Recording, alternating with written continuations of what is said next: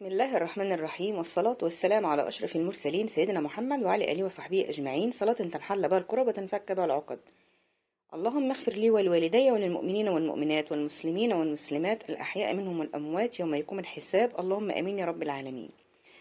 النهاردة هنقول عن رؤية تفسير البرتقال في المنام. تفسير البرتقال في المنام من الرؤى المبشرة وليست المنفرة، في كل أحوالها إنها رؤى جميلة جدا جدا لمن رأى إنه شاف ثمرة من البرتقال في المنام، أو قطف شجرة أو قطف ثمرة من الشجرة، أو اشترى برتقال. في كل الأحوال رؤى البرتقال في المنام من الرؤى الجميلة اللي كلنا نتمنى أن نراها في منامنا.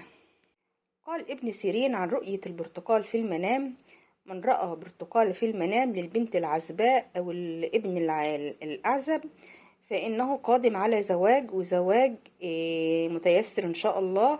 ولو يعني رجل فزوجة صالحة إن شاء الله، ولو أنثى فزوج صالح بإذن الله.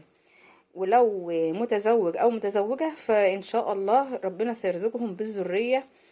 ولو هم عندهم ذرية فإن شاء الله هينبتوا من نبات حسن، وهيطلعوا من الأولاد بإذن الرحمن من المتفوقين وذات السمعة الحسنة والأخلاق الحسنة. وبالنسبة للرائي الذي يأكل البرتقال في المنام فهذا يدل على فرصة عمل جديدة وسيتحصل منها على رزق وفير إن شاء الله. طبعا سواء ذكر أو أنثى، يعني من رأى أنه بيأكل برتقال في المنام من ذكر أو أنثى سيحصل على عمل، وسيحصل من هذا العمل على رزق وفير. طب ممكن تقولي إن الزوجة ربة منزل، فبرضه هيجي لها رزق إن شاء الله من حيث لا تعلم ولا تحتسب. ممكن يكون ورث، ممكن تكون هبة، ممكن تكون هدية. المهم إن هو أكل البرتقال في المنام يشير إلى عمل، فرصة عمل جديدة، وسيتحصل منها على رزق وفير بإذن الرحمن. ويشير أيضا على الخير والبركة، سواء كنت متزوج أو غير متزوج.